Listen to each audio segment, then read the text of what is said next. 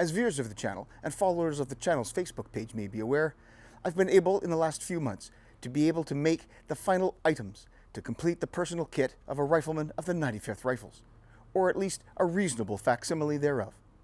The final item being, of course, the knapsack. As you can see, all the major components are here. The 1800 pattern Baker rifle that viewers of the channel will be most familiar with, the ammunition pouch and powder horn, the waist belt with sword and expense pouch, the haversack, the water bottle, and the aforementioned knapsack. Added to this, of course, is, well, all of this, a representation of the uniform of the 95th. Of course, the last part to all this is the ammunition. For this, I used exclusively patched round ball, albeit in two different forms. One, the use of loose patch and ball, and the other within a paper cartridge. In this case, it was the container pattern, used with a sewn fabric patch. So, with all of this complete, what better way to put it all into use than a little bit of field firing?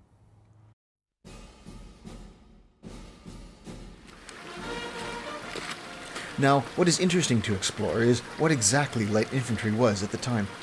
Perhaps the biggest misnomer was that the men were lightly equipped. If anything, the light infantryman, or rifleman of the Peninsular War, was burdened every bit as much as his line counterparts, sometimes more so, as his duties would see him farther away from supplies and support than his opposite numbers in a regular line battalion. Accounts place privation amongst the most notable features of campaigning, and this would necessitate the rifleman's ability to carry what he needed to survive on his back. The light infantryman's role in the army, more often than not, included routine duties, such as outpost and sentry work. Separated from the main body of his unit, let alone the remainder of the army, a degree of self-sufficiency was required. Foraging, or the protection of those undertaking that activity, were notable duties.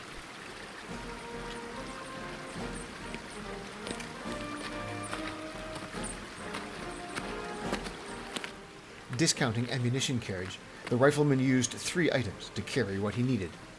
His knapsack carried his necessities and blanket or greatcoat, while his haversack carried his food. This, of course, was complemented by his water bottle.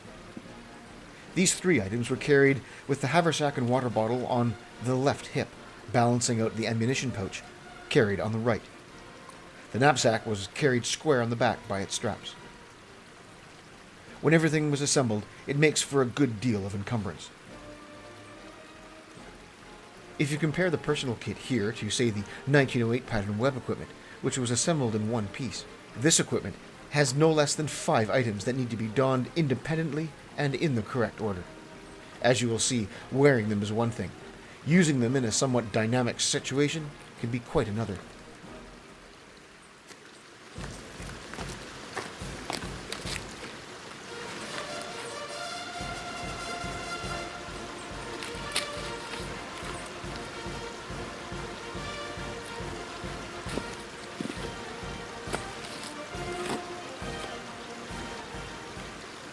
As explored at length in the 3-part Baker ammunition series on the channel, it would seem that certainly by early on in the Peninsular War, the use of loose powder and ball had waned significantly. The use of cartridges predominated. Anecdotally, there seems to be some degree of latitude afforded the riflemen in the way they loaded their piece. It is in this spirit that I have used the loose patch and ball combination to demonstrate the care and attention that some may have taken when time and circumstances afforded. You'll notice here that I used the powder horn to prime with, despite my intention to use the flask for all evolutions. In carrying the knapsack in particular, I found that a position somewhat lower on the back still afforded some stability, while allowing for reasonable flexibility of the arms. The chest or sternum strap connecting the 2 shoulder straps needed fine adjustment to ensure that the chest was not constricted too terribly.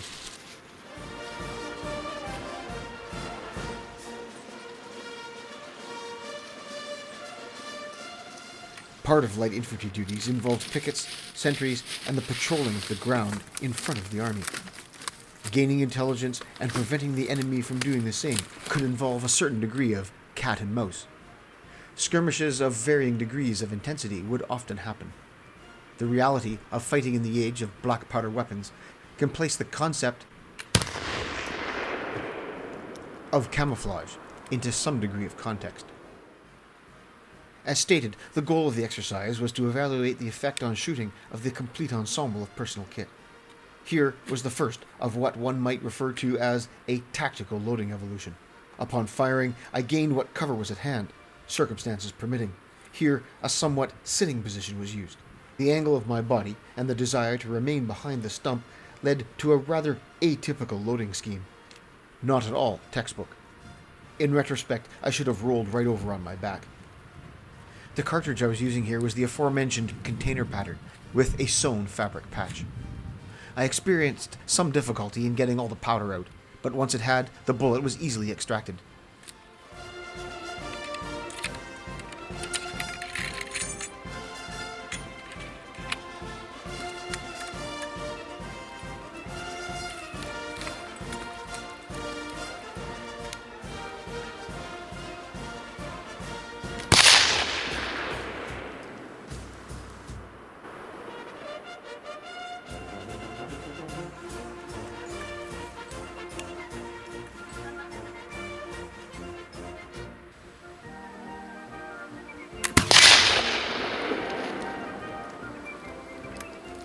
Here, I elected to load from a seated position on the opposite hip from which I loaded the previous round. It was certainly more ergonomic than the previous version, but that doesn't discount the fact that there would be times when atypical loading schemes would have to be used, due to constraints placed upon the firer by terrain or other personnel.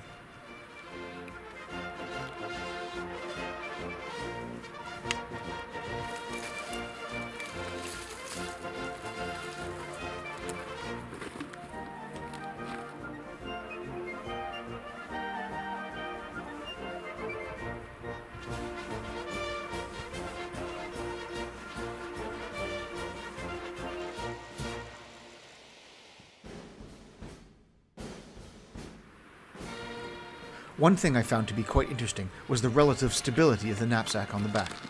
Perhaps due to the chest strap, but also due to its moderate weight, it seemed to want to sit nicely on the back.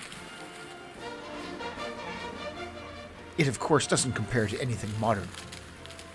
And after spending all day wearing it, the shoulders were tired, and the ever-presence of the strap across the chest did become somewhat of a bother.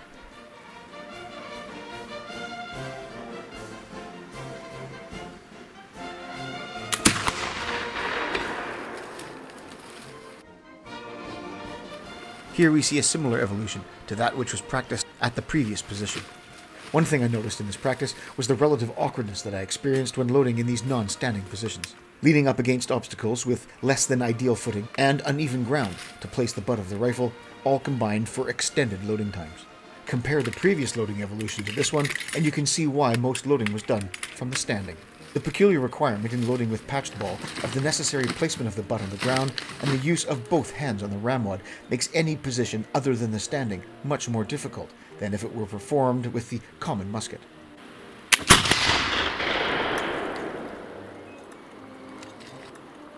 One advantage I gained from wearing the knapsack somewhat lower on the back was that the rolled blanket on top did not impede the movement of my head.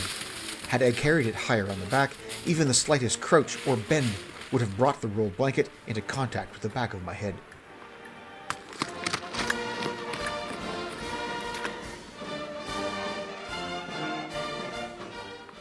As mentioned previously, and at length in other videos on the subject, evidence points to the use of paper cartridges with either patched or unpatched ball for the majority of the Peninsular War. When the 95th was formed at the beginning of the century, the riflemen were provided with an ammunition pouch, powder horn, powder flask, expense pouch or ball bag, and a mallet. Seemingly, the initial concept was for the use of loose patch and ball, or perhaps loose powder and pre-patched ball for shooting requiring precision. Very quickly, this somewhat convoluted arrangement was superseded by the use of paper cartridges in most instances. The horn was found to be a liability in action, and the mallet was soon seen as being unnecessary. Now, I have continued to carry the horn, flask, and loose patch and bullets in order to give a more complete and somewhat overall view to what was used at varying times in the era. Perhaps the retention of at least the powder flask, patches, and balls were maintained for situations where time was afforded and careful shooting was required.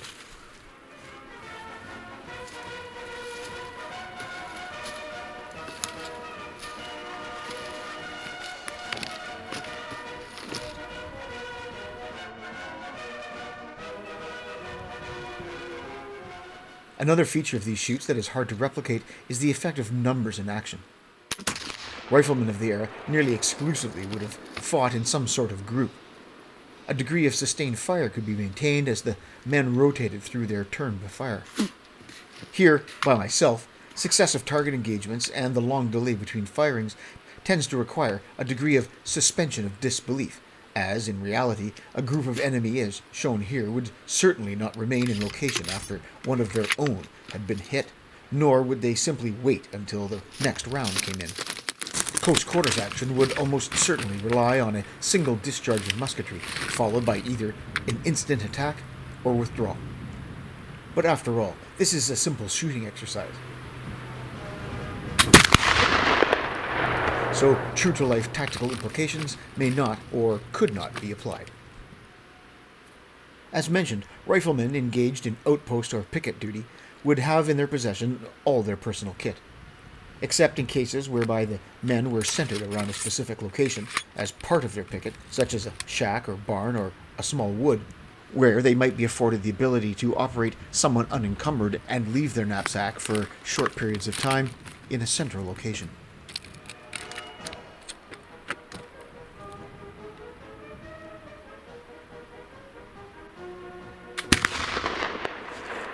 There simply wasn't transport available to carry the men's kit and lighten their load. In any kind of mobile operation, such as advanced guard, flank guard, or rear guard duties, or a fully engaged general action, the men carried their worldly possessions on their backs.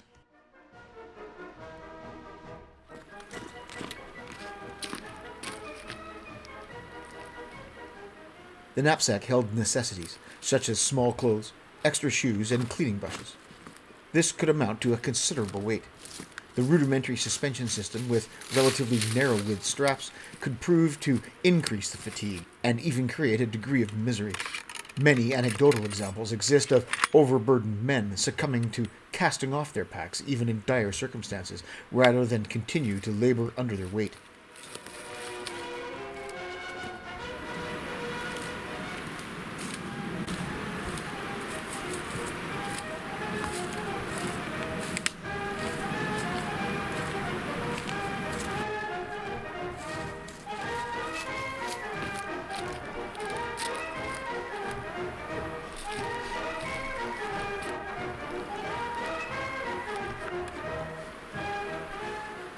Riflemen, and all light infantrymen, would have been intimately familiar with the various calls made with the bugle. When performing light infantry duties, signals were communicated by this instrument rather than by the drum, as in line battalions.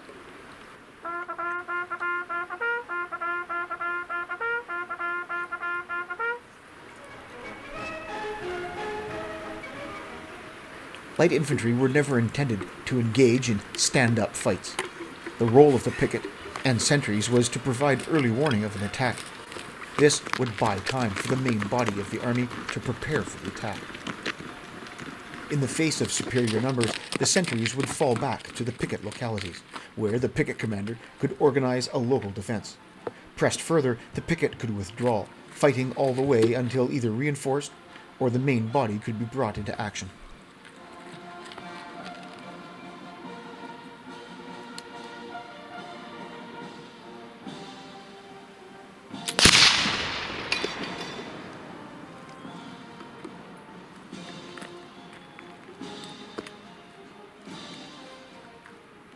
The history of light infantry is riddled with examples of this peculiar style of warfare, ebbing and flowing across the battlefield.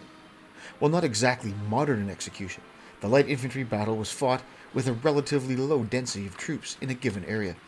Fighting in extended order, or perhaps using a more substantial technique known as the chain, the subject for another video, allowed for a degree of tactical freedom and the use of initiative, far in advance of that practiced by the line.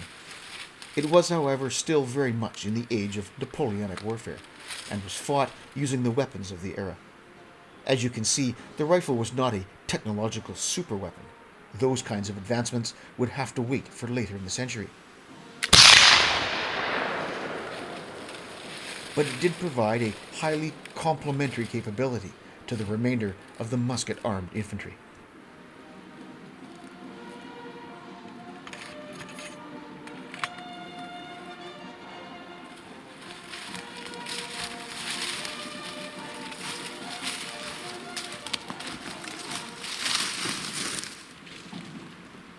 Here was another engagement from the kneeling position. This can be somewhat more awkward with the shoulders constricted by straps. I found that proper adjustment of the sternum strap of the knapsack afforded minimal interference.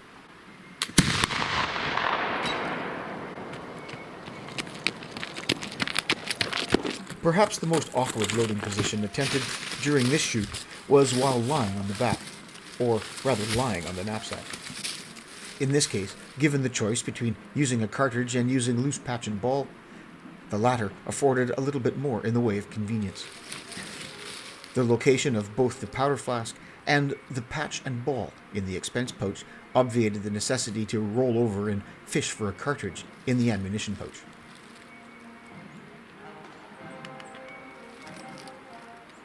This particular evolution once again demonstrates the fact that loading in any other position than the standing would have been less than ideal. Despite the lengthy delay caused by the awkwardness of the position, fire would have been kept up by others in the picket, perhaps using other cover that was more accommodating of the use of the standing position. As you can most readily see, while making the effort to stay behind what amounted to be very low cover, holding onto the rifle while ramming was quite difficult.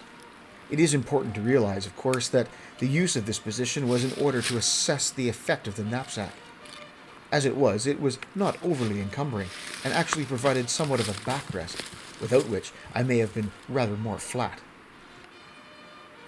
As was mentioned previously, by carrying the knapsack somewhat lower on the back, kept the blanket out of the way of the back of my head, allowing for such a low position such as this to be relatively effective.